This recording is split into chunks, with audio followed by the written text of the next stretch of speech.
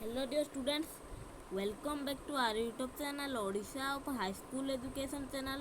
So ଆଜିର ଆମେ ଭିଡ଼ିଓଟିକୁ ଆରମ୍ଭ କରିବା ପୂର୍ବରୁ ଯେଉଁମାନେ ଆମ ଚ୍ୟାନେଲରେ ନୂଆ ସେମାନେ ପ୍ଲିଜ୍ ଆମ ଚ୍ୟାନେଲକୁ ସବସ୍କ୍ରାଇବ୍ କରିନିଅନ୍ତୁ ଏବଂ ପାଖରେ ଥିବା ବେଲ୍ ଆଇକନ୍କୁ ଦବାଇ ଅଲ୍ ନୋଟିଫିକେସନ୍ ଉପରେ ଅନ୍ କରିବାକୁ ଜମାରୁ ବି ଭୁଲନ୍ତୁ ନାହିଁ ଏବଂ ଭିଡ଼ିଓଟି ଗୋଟାରେ ଲାଇକ୍ କରିନିଅନ୍ତୁ ଏବଂ ସାଙ୍ଗମାନଙ୍କ ସହିତ ସେୟାର କରିଦିଅନ୍ତୁ। ଠିକ୍ ଅଛି, ଲାଇକ୍ଟେ କରନ୍ତୁ, ସେୟାରଟେ କରନ୍ତୁ। ତାହେଲେ ଆଜିର ଆମେ ଭିଡ଼ିଓଟି ଷ୍ଟାର୍ଟ କରିବା। ଆଜିର ଭିଡ଼ିଓଟି ରହିଛି ଦଶମ ଶ୍ରେଣୀ ଇତିହାସ ବହିରୁ ପ୍ରଥମ ଅଧ୍ୟାୟ ଭାରତୀୟ ଜାତୀୟ ଆନ୍ଦୋଳନ ଗାନ୍ଧୀ ଯୁଗ, ତାର ଦ୍ୱିତୀୟ ପାଠ। ଠିକ୍ ଅଛି, ପ୍ରଥମ ଅଧ୍ୟାୟର ଦ୍ୱିତୀୟ ପାଠ ଡିସ୍କସନ୍ କରିବା, ମାନେ କ୍ୱେଶ୍ଚନ୍ ଆନ୍ସର୍, ମାନେ ପ୍ରଶ୍ନପତ୍ର ଆମେ ଆଲୋଚନା କରିବା। ଯଦି ଆପଣମାନେ ମଧ୍ୟ ପ୍ରଥମ ପାଠର ଦେଖିନାହାନ୍ତି ପ୍ରଥମ ପାଠର, ତାହେଲେ ଭିଡ଼ିଓର ଏଇଟା ଆଇ ବଟନ୍ ଆସୁଛି, କ୍ଲିକ୍ କରି ଦେଖିପାରିବେ, କିମ୍ବା ଭିଡ଼ିଓ ଡେସ୍କ୍ରିପ୍ସନ୍ରେ ମଧ୍ୟ ଲିଙ୍କ୍ ଦିଆଯାଇଛି, କ୍ଲିକ୍ କରି ଦେଖିପାରିବେ, କିମ୍ବା ଆମର 2023-24 ମସିହାର ପ୍ଲେ ଲିଷ୍ଟ ମଧ୍ୟ ଚେକ୍ କରିକି ମଧ୍ୟ ଦେଖିପାରିବେ। ଠିକ୍ ଅଛି, ଏଇଟା ଦ୍ୱିତୀୟ ପାଠ ରହିଛି। ତାହେଲେ ଆମେ କ୍ୱେଶ୍ଚନ୍ ଆନ୍ସର୍ ଡିସ୍କସନ୍ କରିବା। ବାରମ୍ବାର କହୁଛି ଚ୍ୟାନେଲକୁ ସବସ୍କ୍ରାଇବ୍ କରିନିଅନ୍ତୁ, ବେଲ୍ ଆଇକନ୍କୁ ଅଲ୍ କରିନିଅନ୍ତୁ। ଠିକ୍ ଅଛି, ଚାଲ ଭିଡ଼ିଓଟିକୁ ଆମେ ଆଜିର ଷ୍ଟାର୍ଟ କରିଦେବା। ଦେଖ, ପ୍ରଶ୍ନାବଳୀର ଉତ୍ତର। ଏକ ନମ୍ବର, ପ୍ରତ୍ୟେକ ପ୍ରଶ୍ନର ଉତ୍ତର ପ୍ରାୟ 60 ଗୋଟି ଶବ୍ଦରେ ଲେଖିବାକୁ କୁହାଯାଇଛି। ଖିଲାଫତ ଆନ୍ଦୋଳନ କାହିଁକି ହୋଇଥିଲା ଏବଂ ଏହାର ପରିଚାଳନା ପାଇଁ ଗଠିତ କମିଟି କେଉଁମାନେ ସଦସ୍ୟ ରହିଥିଲେ? ଦେଖନ୍ତୁ କିପରି ଲେଖିବେ, ମୁଁ ଆପଣଙ୍କ ପାଇଁ ପୁରା ପରିଷ୍କାର ରୂପେ ଲେଖିକି ଆଣିବି ମଧ୍ୟ। ଲେଖିବ, ପ୍ରଥମ ବିଶ୍ୱଯୁଦ୍ଧରେ ତୁର୍କୀ ମିତ୍ରଶକ୍ତି ବିରୋଧରେ ଯୁଦ୍ଧ କରିଥିବାରୁ ଯୁଦ୍ଧ ପରେ ତୁର୍କୀ ସାମ୍ରାଜ୍ୟକୁ ବିଭାଜିତ କରି ଦିଆଗଲା। ତୁର୍କୀ ପ୍ରତି ଏତଦୃଶ ବ୍ୟବହାର ଭାରତର ମୁସଲମାନମାନେ ସୁଲତାନଙ୍କୁ ସମର୍ଥନ ଜଣାଇ ତାଙ୍କର କ୍ଷମତା ହ୍ରାସ ବିରୋଧରେ ଦୁଇ ଅଲି ଭ୍ରାତା ଶୌକତ ଅଲି ଓ ମହମ୍ମଦ ଅଲିଙ୍କ ନେତୃତ୍ୱରେ ଖିଲାଫତ ଆନ୍ଦୋଳନ ଆରମ୍ଭ ହୋଇଥିଲା। ଆନ୍ଦୋଳନ ପରିଚାଳନା କରିବା ପାଇଁ ଗଠିତ ଖିଲାଫତ କମିଟିରେ ଦୁଇ ଅଲି ଭ୍ରାତାଙ୍କ ବ୍ୟତୀତ ମୌଲାନା ଆବୁଲ କାଲାମ ଆଜାଦ, ହକିମ ହଜମଲ ଖାଁ, ଅଶରତ ମୋହନ ସଦସ୍ୟ ଥିଲେ। ଅଶରତ ମୋହନୀ ସଦସ୍ୟ ରହିଥିଲେ। ଠିକ୍ ଅଛି, ଏହିପରି ଲେଖିବେ। ତାପରେ ଦେଖ, ଖ ଦେଇଛି ଖିଲାଫତ ଆନ୍ଦୋଳନ ଗାନ୍ଧୀଜୀଙ୍କର ଭୂମିକା ଆଲୋଚନା କର। ଦେଖ କ'ଣ ଲେଖିବ, ମହାତ୍ମା ଗାନ୍ଧୀ ହିନ୍ଦୁ ଓ ମୁସଲମାନଙ୍କୁ ଏକତ୍ର କରିବା ସହିତ ଜାତୀୟ ଆନ୍ଦୋଳନର ଭିତ୍ତିଭୂମିକୁ ଦୃଢ଼ କରିବା ପାଇଁ ଖିଲାଫତ ଆନ୍ଦୋଳନକୁ ସମର୍ଥନ କରିଥିଲେ। ତାପରେ ଦେଖ, ଡବଲ ଆଇ ନମ୍ବର, 1919 ନଭେମ୍ବର ଗାନ୍ଧୀଜୀ ନିଖିଳ ଭାରତୀୟ ଖିଲାଫତ ସମ୍ମିଳନୀର ସଭାପତି ଭାବେ ନିର୍ବାଚିତ ହୋଇଥିଲେ। ତାପରେ ଦେଖ, ଆଉ କ'ଣ ଲେଖିବ, ଦେଖନ୍ତୁ। ତାପରେ ତ୍ରିପୁଲ ଆଇ ନମ୍ବରରେ ପଏଣ୍ଟରେ ଲେଖିବ, ସେଭ୍ରସ୍ ଚୁକ୍ତି ଦ୍ୱାରା ସୁଲତାନଙ୍କ ଅଧିକୃତ ଅନେକ ଅଞ୍ଚଳ ତାଙ୍କ ଅଧୀନରୁ କାଢ଼ି ନିଆଗଲା। ଗାନ୍ଧୀଜୀଙ୍କ ପରାମର୍ଶ କ୍ରମେ ନିଖିଳ ଭାରତୀୟ ଖିଲାଫତ କମିଟି ଅସହଯୋଗ କାର୍ଯ୍ୟକ୍ରମର ଗ୍ରହଣ କରି ଆନ୍ଦୋଳନ ଆରମ୍ଭ କଲା। ଆଇଭିରେ ଲେଖିବ, 1920 ଜୁନ 9 ତାରିଖରେ ଆହ୍ଲାବାଦରେ ଗାନ୍ଧୀଜୀଙ୍କ ନେତୃତ୍ୱରେ ଖିଲାଫତ କମିଟି ଇଂରେଜ ସରକାରଙ୍କ ସହିତ ସମ୍ପର୍କ ଛିନ୍ନ କରିବା ପାଇଁ ନିଷ୍ପତ୍ତି ନେଲେ। ତାପରେ ଦେଖ, ଲେଖିବ, ଭିର ମୁସଲିମ ଲିଗ୍ ଓ ଭାରତୀୟ ଜାତୀୟ କଂଗ୍ରେସ ଖିଲାଫତ ଆନ୍ଦୋଳନକୁ ସମର୍ଥନ କରିଥିଲା। ତାପରେ ଦେଖ, ଅସହଯୋଗ ଆନ୍ଦୋଳନର କାର୍ଯ୍ୟକ୍ରମ କ'ଣ ଥିଲା? ଲେଖିବ, ଇଂରେଜ ଅନୁଷ୍ଠାନ ଓ ବିଦେଶୀ ଦ୍ରବ୍ୟ ବର୍ଜନ ଅସହଯୋଗ ଆନ୍ଦୋଳନର ମୂଳ ନୀତି ଥିଲା। 1919 ମସିହା ଭାରତର ଶାସନ ଆଇନ ଅନୁଯାୟୀ ଅନୁଷ୍ଠିତ ହେବାକୁ ଥିବା ନିର୍ବାଚନ ଓ ସରକାରୀ ଉତ୍ସବ ବର୍ଜନ କରାହେଲା। ସମସ୍ତ ପ୍ରକାର ସରକାରୀ ଉପାଧି ଫେରସ୍ତ ଓ ସରକାରୀ ପଦବୀରୁ ଇସ୍ତଫା, ଆଇନଜୀବୀଙ୍କ ଦ୍ୱାରା ବିଚାରାଳୟ ବର୍ଜନ ଏବଂ ଛାତ୍ରମାନଙ୍କ ଦ୍ୱାରା ସରକାରୀ ବିଦ୍ୟାଳୟ ଓ ମହାବିଦ୍ୟାଳୟ ବର୍ଜନ। ଆଉ କ'ଣ ଲେଖିବ, ଦେଖ, ବିଦେଶୀ ଦ୍ରବ୍ୟ ତଥା ବିଦେଶୀ ଲୁଗା ମଧ୍ୟ ବର୍ଜନ ହୋଇଥିଲା। ତାପରେ ଦେଖ, ଅସହଯୋଗ ଆନ୍ଦୋଳନର ଫଳାଫଳ କ'ଣ ହେଲା? କ'ଣ ଲେଖିବ, ଦେଖ, ଆଇରେ 1922 ମାର୍ଚ୍ଚ 10 ତାରିଖରେ ଗାନ୍ଧୀଜୀଙ୍କୁ ଗିରଫ କରାଯାଇ 6 ବର୍ଷ ଜେଲ୍ ଦଣ୍ଡ ଦିଆଯାଇଥିଲା। ଏହି ଆନ୍ଦୋଳନ ସ୍ଥଗିତ ହୋଇଥିଲେ ସତ, କିନ୍ତୁ ଆନ୍ଦୋଳନ ପ୍ରଭାବ ସୁଦୂର ପ୍ରସାରିଥିଲା। ପ୍ରଥମ ଥର ପାଇଁ ଇଂରେଜ ସରକାର ବିରୋଧୀ ଆନ୍ଦୋଳନ ସଂଗଠିତ ଭାବେ ପରିଚାଳିତ ହୋଇଥିଲା ଏବଂ ଭବିଷ୍ୟତ ବିପ୍ଳବ ପାଇଁ ଭାରତବାସୀଙ୍କୁ ଉତ୍ସାହିତ କରିଥିଲା। ତାପରେ ଲେଖିବ, ଦେଖ, ପ୍ରଥମ ଥର ପାଇଁ କଂଗ୍ରେସ ଆନ୍ଦୋଳନ ଜନ ଆନ୍ଦୋଳନରୁ ଗଣ ଆନ୍ଦୋଳନ ପରିଣତ ହୋଇ ପାରିଥିଲା। ଠିକ୍ ଅଛି, ତାପରେ କ'ଣ ଲେଖିବ? ଆପଣମାନଙ୍କ 3ଟା ପଏଣ୍ଟ ଗଲା। ଆଉ 2ଟି ପଏଣ୍ଟ ଦେଖ। ଆଇଭିର 1922ରେ ମୁସ୍ତାଫା କେମାଲ ପାଶାଙ୍କ ନେତୃତ୍ୱରେ ତୁର୍କୀର ସାଧାରଣତନ୍ତ୍ର ପ୍ରତିଷ୍ଠା ହେବା ଦ୍ୱାରା ସେଠାରେ ଖଲିଫା ବ୍ୟବସ୍ଥାର ଉଚ୍ଛେଦ ହେଲା। ଫଳରେ ଖିଲାଫତ ଆନ୍ଦୋଳନ ଯୌକ୍ତିକତା ରହିଲା ନାହିଁ। ଅସହଯୋଗ ଆନ୍ଦୋଳନ ସ୍ଥଗିତ ରଖାଯିବା ପରେ ଭାରତର ଖିଲାଫତ ଆନ୍ଦୋଳନର ମଧ୍ୟ ଅବସାନ ଘଟିଥିଲା। ତାପରେ ଦେଖନ୍ତୁ ନେକ୍ସଟ ଦେଖିବା ଭିକୁ।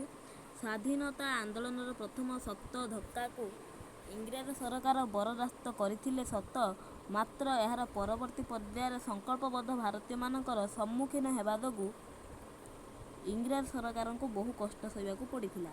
ତାପରେ ଦେଖ ନେକ୍ସଟ ଯିବା ଆମେ ଓକୁ।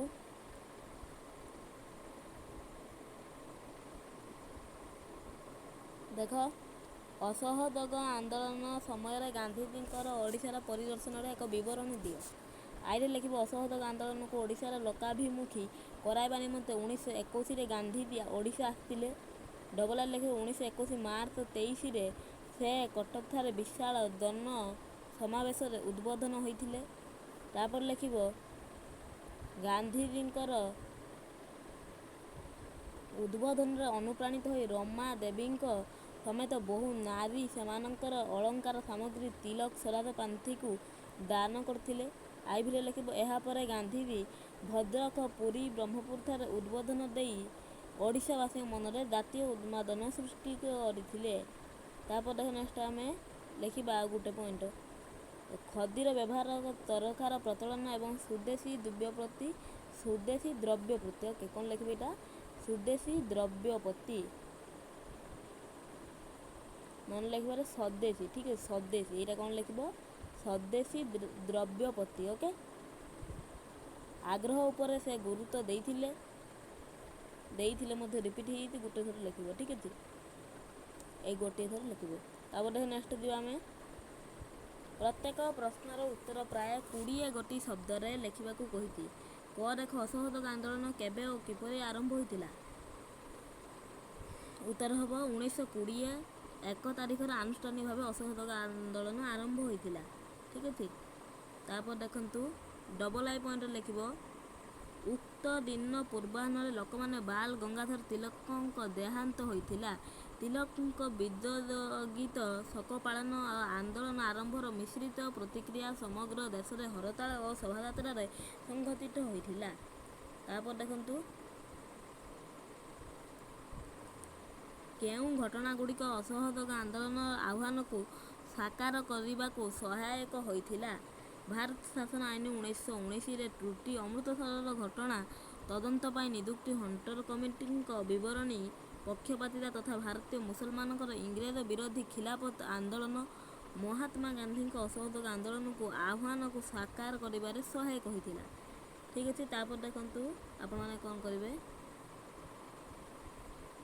କେବେ ଓ କାହିଁକି ହଣ୍ଟର କମିଟି ଗଠିତ ହୋଇଥିଲା? କ'ଣ ଲେଖିବ? ଜାଲିଆନୱାଲାବାଗ ହତ୍ୟାକାଣ୍ଡ ପରେ ଏକ ସରକାରୀ ତଦନ୍ତ ପାଇଁ ଦାବି ହେବାରୁ ସରକାର 1919 ଅକ୍ଟୋବର 14ରେ ଲର୍ଡ଼ ହଣ୍ଟରଙ୍କ ନେତୃତ୍ୱରେ ଏକ କମିଟି ଗଠନ କରିଥିଲେ। ଏହାକୁ ହଣ୍ଟର କମିଟି କୁହାଯାଉଥିଲା। ତାପରେ ଦେଖ କଂଗ୍ରେସର କେଉଁ ଅଧିବେଶନ ଗାନ୍ଧୀଜୀଙ୍କ ଅସହଯୋଗ ଆନ୍ଦୋଳନ ପ୍ରସ୍ତାବ ଗୃହୀତ ହୋଇଥିଲା ଏବଂ କେଉଁ ଅଧିବେଶନରେ ଏହା ଅନୁମୋଦିତ ହୋଇଥିଲା? 1920 ମସିହା ସେପ୍ଟେମ୍ବର 4ରୁ 9 ତାରିଖ ପର୍ଯ୍ୟନ୍ତ କଲିକତାଠାରେ କଂଗ୍ରେସର ଏକ ସ୍ୱତନ୍ତ୍ର ଅଧିବେଶନ ଅନୁଷ୍ଠିତ ହୋଇଥିଲା। ଏହି ଅଧିବେଶନରେ ଗାନ୍ଧୀଜୀଙ୍କ ଅସହଯୋଗ ପ୍ରସ୍ତାବ କଂଗ୍ରେସ ଦ୍ୱାରା ଗୃହୀତ ହୋଇଥିଲା। ତାପରେ ଦେଖ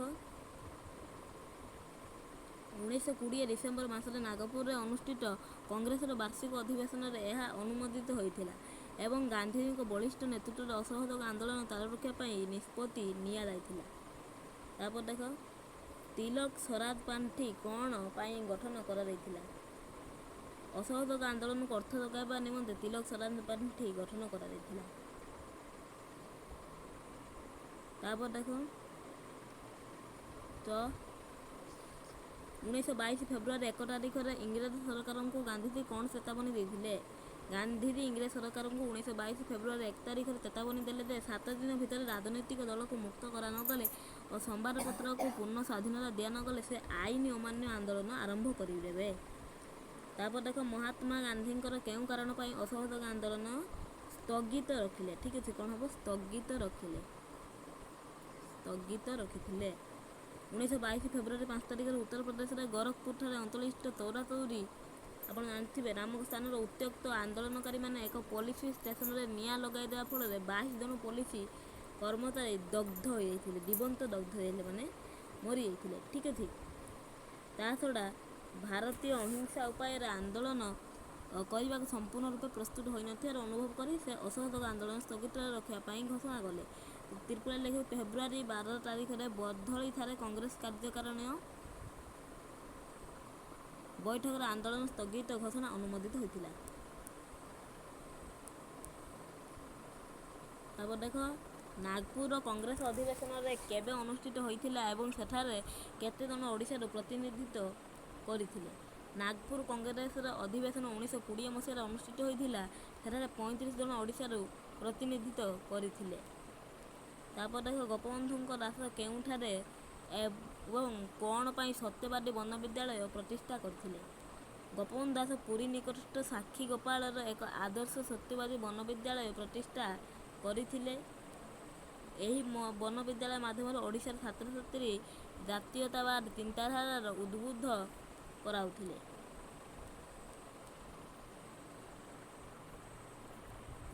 ତାପରେ ଦେଖ ଓଡ଼ିଶାର ଅସହଯୋଗ ଆନ୍ଦୋଳନ ଦମନ ପ୍ରକ୍ରିୟାରେ ସମ୍ବଲପୁରର ମିଶ୍ର ପ୍ରେସକୁ କେତେ ଟଙ୍କା ଜରିମାନା କରାଯାଇଥିଲା ଏବଂ କାହିଁକି?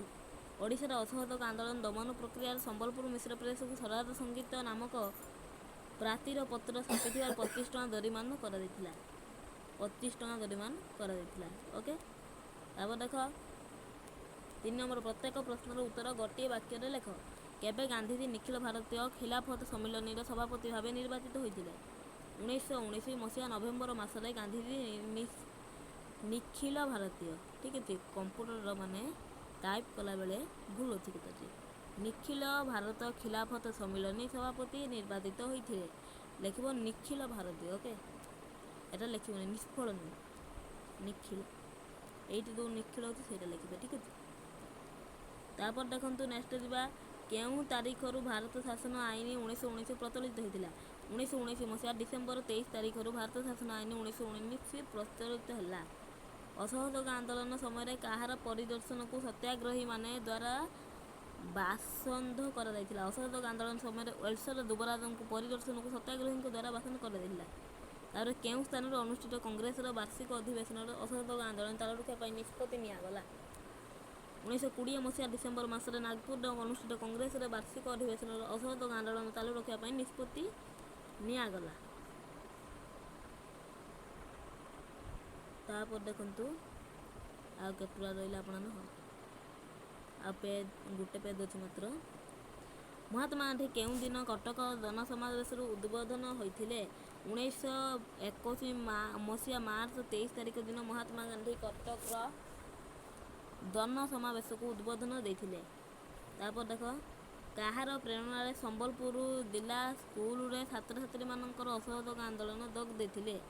କ'ଣ ଲେଖିବ? ପଣ୍ଡିତ ଲକ୍ଷ୍ମୀ ନାରାୟଣ ମିଶ୍ରଙ୍କର ପ୍ରେରଣାରେ ସମ୍ବଲପୁର ଜିଲ୍ଲା ସ୍କୁଲର ଛାତ୍ରମାନେ ଅସହଯୋଗ ଆନ୍ଦୋଳନରେ ଯୋଗ ଦେଇଥିଲେ। ତାପରେ ଦେଖ ଲେଖିବ ଅଳକାଶ୍ରମ କେଉଁଠାରେ ପ୍ରତିଷ୍ଠିତ ହୋଇଥିଲା? ଲେଖିବ ଜଗତସିଂହପୁରର ଅଳକାଶ୍ରମ ପ୍ରତିଷ୍ଠିତ ହୋଇଥିଲା। କେଉଁ ଲେଖା ପାଇଁ ଗୋପବନ୍ଧୁ ଜେଲ୍ ଦଣ୍ଡ ଭୋଗିବାକୁ ପଡ଼ିଥିଲା? ଉତ୍ତର ଲେଖିବ ସମାଜ ସମ୍ବାଦପତ୍ରର ସତ୍ୟ ହେଲେ ସାଂଘାତିକ ସ୍ତମ୍ଭରେ ସରକାରୀ ବିରୋଧୀ ଲେଖାବା ପାଇଁ ଗୋପବନ୍ଧୁ ଜେଲ୍ ଦଣ୍ଡ ଭୋଗିବାକୁ ପଡ଼ିଥିଲା। ତାପରେ ଦେଖ କନିକା ପ୍ରଜା ଆନ୍ଦୋଳନ ସମୟରେ କନିକାର ରାଜା କିଏ ଥିଲେ? କନିକା ପ୍ରଜା ଆନ୍ଦୋଳନ ସମୟରେ କନିକାର ରାଜା ଥିଲେ ରାଜେନ୍ଦ୍ର ନାରାୟଣ ଭଞ୍ଜଦେଓ। କେଉଁ ସମ୍ବାଦପତ୍ର ମାଧ୍ୟମରେ କନିକାର ଅତ୍ୟାଚାର ଲୋକଲୋଚନକୁ ଆସିଥିଲେ? ସମାଜ ଓ ଉତ୍କଳ ଦୀପିକା ସମ୍ବାଦପତ୍ର ମାଧ୍ୟମରେ କନିକାର ଅତ୍ୟାଚାର ଲୋକଲୋଚନକୁ ଆସିଥିଲା। ପ୍ରତ୍ୟେକ ପ୍ରଶ୍ନ ପାଇଁ ଦିଆଯାଇଥିବା ଚାରିଟି ମଧ୍ୟରୁ ଠିକ୍ ଉତ୍ତରଟି ବାଛି ତାର କ୍ରମିକ ସହିତ ଲେଖ। ଠିକ୍ ଅଛି, ଦେଖ କ'ଣ ଦେଇଛି ଏଇଟା 4 ନମ୍ବରଟା। ଆମେ 3 ନମ୍ବର ଆଲୋଚନା କରିସାରିଛନ୍ତି। 4 ନମ୍ବର ବର୍ତ୍ତମାନ ଯିବା। ଦେଖ ପ୍ରତ୍ୟେକ ପ୍ରଶ୍ନ ପାଇଁ ଦିଆଯାଇଥିବା 4ଟି ବିକଳ୍ପ ମଧ୍ୟରୁ ଠିକ୍ ଉତ୍ତରଟି ବାଛି ଲେଖିବାକୁ କୁହାଯାଇଛି। ଠିକ୍ ଅଛି, ଦେଖ ହଣ୍ଟର କମିଟି କେବେ ଗଠିତ ହେଲା? 1919 ଅକ୍ଟୋବର 14। ଠିକ୍ ଅଛି, 1919 ଅକ୍ଟୋବର 14। ନେକ୍ସଟ ଯିବା ଆମେ। କେଉଁଠି ଅସହଯୋଗ ଆନ୍ଦୋଳନ ସହିତ ସମ୍ପୃକ୍ତ ନୁହଁ ବିଦେଶୀ ଭାଷା ବର୍ଜନ। ଓକେ, ତାପରେ ଦେଖ କେଉଁଠାରେ କଂଗ୍ରେସ କାର୍ଯ୍ୟକାରିଣୀ କମିଟି ଅସହଯୋଗ ଆନ୍ଦୋଳନର ସ୍ଥଗିତ ଘୋଷଣା ଅନୁମୋଦନ କରିଥିଲେ? ଉତ୍ତର ହେଉଛି ବଧଳି। ତାପରେ ଦେଖ ନେକ୍ସଟ ଯିବା, କିଏ ଓଡ଼ିଶାର ପ୍ରାଦେଶିକ କଂଗ୍ରେସ କମିଟିର ପ୍ରଥମ ସଭାପତି ଥିଲେ? ଗୋପବନ୍ଧୁ ଦାସ। ତାପରେ ଦେଖ ଯିବା, କେଉଁ ଅନୁଷ୍ଠାନ ସ୍ୱରାଜ ସମ୍ରାଟର ପତ୍ରିକା ପ୍ରକାଶ କରୁଥିଲା? ଉତ୍ତର ହେଉଛି ସ୍ୱରାଜ ମନ୍ଦିର। Thanks for watching. Like share and subscribe please କରିଦିଅନ୍ତୁ।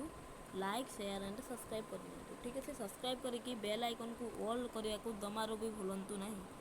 ଓକେ, ତାହେଲେ ଏବେ ଭିଡ଼ିଓ ସମାପ୍ତ କରିବା। ସମସ୍ତଙ୍କୁ ଅଶେଷ ପୁନର୍ବାର ମୋ ତରଫରୁ ଧନ୍ୟବାଦ।